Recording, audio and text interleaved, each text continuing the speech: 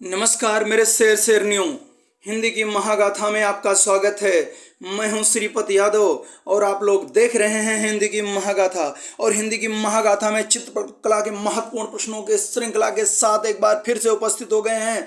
जी हां, अब तक के सबसे महत्वपूर्ण प्रश्नों की श्रृंखला आप लोगों के सामने उपस्थित है। यूपी बोर्ड ने जो मॉडल पेपर लॉन्च किया है आप लोगों की सुविधा के लिए, उन प्रश्नों के सही जवाब को लेकर के एक बार फिर से आप लोगों के सामने उपस्थित हो गए हैं। अगर आप अपने माँ बाप के सपनों को साकार करना चाहते हैं, परीक्षा के अच्छे से अच्छे प्रश्नों को अपनी मुट्ठी में रखना चाहते हैं, तो ये क्लास आप लोगों के लिए। देर ना करते हुए आ जाते हैं आप लोगों के इस सेशन के पहले प्रश्न पर।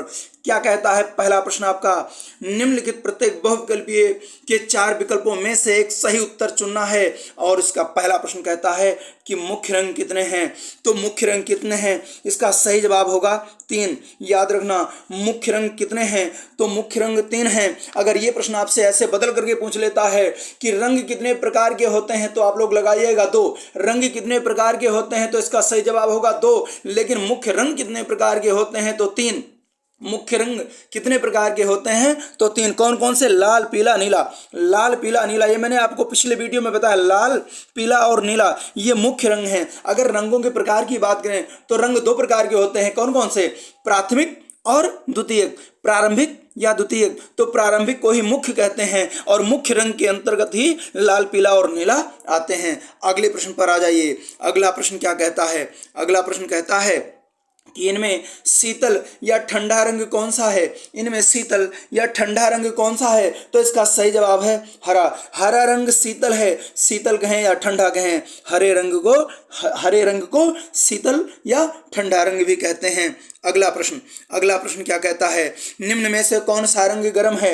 निम्न में से तीसरा प्रश्न कहता है कि निम्न में से कौन सा रंग गर्म है, तो कौन सा रंग गर्म है। तीसरे प्रश्न का सही जवाब होगा कि लाल। ये लाल रंग जो है ये गर्म का सूचक है। लाल रंग गर्म का सूचक है, इसमें अत्यधिक गर्मी होती है। अगला प्रश्न क्या कहता है? अगला प्रश्न कहता है कि ओस्टवाल्ड चक्र में कितने रंग होते हैं। चौथा प्रश्न कहता है कि ओस्टवाल्ड चक्र में कितने रंग होते हैं, तो इसका सही जवाब है 8। लेकिन अगर आपसे ऐसे पूछ ले कि सामान्यतः जो रंग हैं वो कितने होते हैं, तो आप 6 लगाइएगा। लेकिन ओस्टवाल्ड के अनुसार रंगों की संख्या कितनी होगी? 8। ओस्टवाल्ड चक्र के अनुसार रंगों की संख्या होगी 8। सामान्यता पूछेगा या आदर्श रंग पूछेगा तो आप 6 लगाइएगा। लेकिन ओस्टवाल्ड के रूप में पूछेगा, ओस्टवाल्ड के नज़रिए से पूछेगा, तो इसका सही जवाब होगा 8। जी हाँ, ओस्टवाल्ड जी ने ही हरे रंग को चौथे मुख्य रंग की श्रेणी में माना है। अन्यथा समान दृष्टि से मुख्य रंग 3 होते हैं। लेकिन ओस्टवाल्ड के अनुसार मुख्य रंग कितने हैं, तो 4 लगाइएगा, याद रखिएगा। अगला प्रश्न क्या कहता है? निम्नलिखित में द्वितीयक रंग कौन सा है।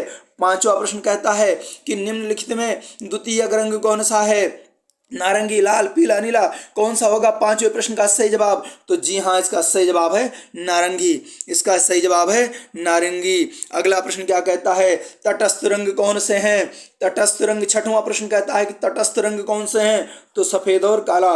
जी हाँ, सफेद और काला तटस्थ रंग होता है। अगला प्रश्न आ जाइए। अगला प्रश्न क्या कहता है?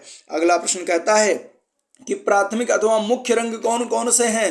प्राथमिक अथवा मुख्य रंग कौन कौन से हैं, इसका सही जवाब मैंने आपको पहले ही बता दिया है, लेकिन एक बार फिर से सुनिए कि प्राथमिक अथवा मुख्य रंग कौन कौन से हैं, तो इसका सही जवाब होगा लाल, नीला, पीला। जी हाँ, लाल, नीला और पीला ये प्राथमिक अथवा मुख्य रंग है। चाहे आपसे प्राथमिक रंग पूछेगा, चाहे मुख्य रंग पूछेगा या मौलिक रंग पूछेगा, तो इसका सही जवाब होगा लाल, नीला और पीला।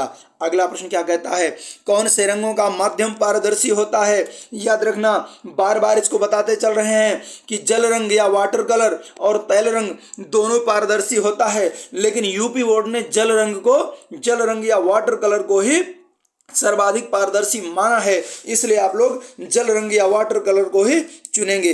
अगला प्रश्न क्या कहता है? अगला प्रश्न कहता है कि सफेद का विरोधी रंग कौन सा है। 9वां प्रश्न कहता है कि सफेद का विरोधी रंग कौन सा है, तो बच्चा जानता है कि सफेद का विरोधी रंग कौन सा है, काला। जी हाँ, काला। अगला प्रश्न क्या कहता है? लाल रंग में नीला रंग मिलाने पर कौन सा रंग बनेगा। 10वां प्रश्न कहता है कि लाल रंग में नीला रंग मिलाने पर कौन सा रंग बनेगा? इसका सही जवाब है बैगनी। क्या? बैगनी।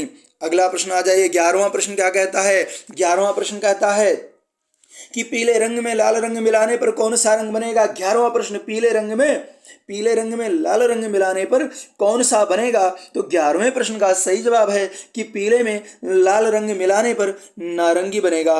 क्या बनेगा? नारंगी बनेगा। अगला प्रश्न क्या कहता है कि द्वितीयक रंग कितने होते हैं? द्वितीयक रंग कितने होते हैं? अभी मैंने आपको ऊपर बताया है कि प्राथमिक रंग कितने होते हैं या मुख्य रंग कितने होते हैं, तो 3। द्वितीयक रंग कितने होते हैं? तो 3। लेकिन आपसे अगर ये पूछेगा ओस्टवाल्ड के अनुसार कितने होते हैं, तो ओस्टवाल्ड के अनुसार प्राथमिक रंग 4 और द्वितीयक रंग भी 4। और अगर पूछेगा ओस्टवाल्ड के अनुसार कुल रंगों की संख्या कितनी है, तो 8। 4 प्राथमिक या मुख्य और 4 गौड़ या 4 द्वितीयक, तो 4 4 8। लेकिन द्वितीयक रंग सामान्यतः ऐसे पूछ रहा है कि द्वितीयक रंग कौन से होते हैं या कितने होते हैं, तो 3 होते हैं। कौन कौन से? मैंने अभी ऊपर बताया है, लाल, नीला, पीला। और द्वितीयक कौन सा होगा? इसके इतर या इसके अलावा।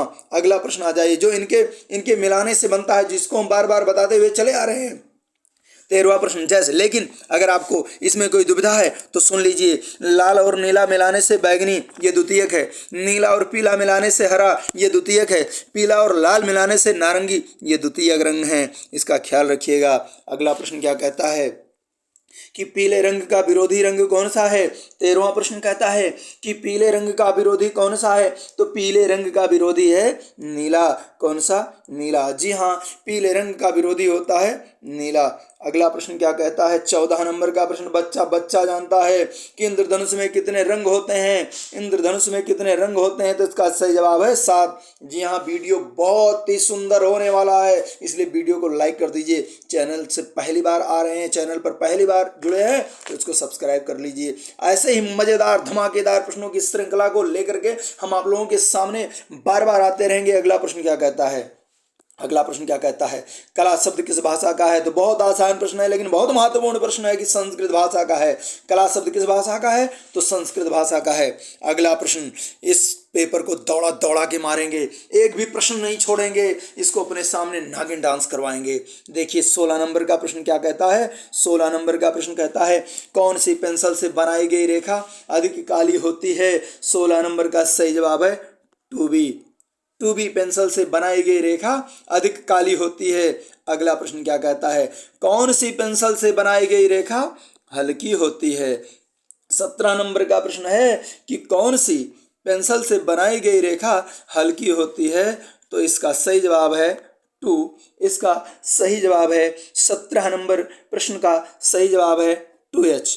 2H, इस 2H पेंसिल से बनाई गई जो रेखा है वो हल्की होती है। 18 नंबर का प्रश्न क्या कहता है? 18 नंबर का प्रश्न कहता है फूल और कली के बाहरी रेखाओं को बनाने के लिए किस नंबर के ब्रश का उपयोग किया जाता है? किस नंबर के ब्रश का उपयोग किया जाता है? 18 नंबर का प्रश्न कहता है कि फूल और कली के बाहरी रेखाओं को बनाने के लिए किस नंबर के ब्रश का उपयोग किया जाता है? तो 18 नंबर का सही जवाब है, जो सबसे छोटा होगा उसी को पकड़ेंगे ना। तो सबसे छोटा क्या है? 2 नंबर। जी हाँ, 2 नंबर ब्रश का उपयोग किया जाता है फूल और कली के बाहरी रेखाओं को बनाने के लिए। क्यों? क्योंकि अगर उसका क्षेत्र बहुत ज़्यादा चौड़ा हो जाएगा तो आपका फूल और आपकी कली बिखर जाएगी और उसका जो रंग है बदरंग हो जाएगा, कुरूप हो जाएगा। अगला प्रश्न क्या कहता है? बनावट की दृष्टि से आलेखन कितने प्रकार के होते हैं? 19 नंबर का प्रश्न क्या कहता है कि बनावट की दृष्टि से आलेखन कितने प्रकार के होते हैं? तो इसके प्रकार कितने हैं? इसका सही जवाब है 4। जी हाँ, इसका सही जवाब है 4। अगला प्रश्न क्या कहता है?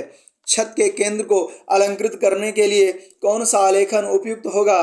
कौन सा आलेखन उपयुक्त होगा? तो इसका सही जवाब है केंद्रीय आलेखन। जी हाँ, सही जवाब है केंद्रीय आलेखन। याद रखिए, आप लोग पेपर दे चुके हैं या देने वाले हैं? दे चुके हैं तो मिला लीजिए, देने वाले हैं तो रट लीजिए, क्योंकि ऐसे ही प्रश्न की धमाकेदार श्रृंखला आप लोगों को बोर्ड परीक्षा में मिलने वाली है।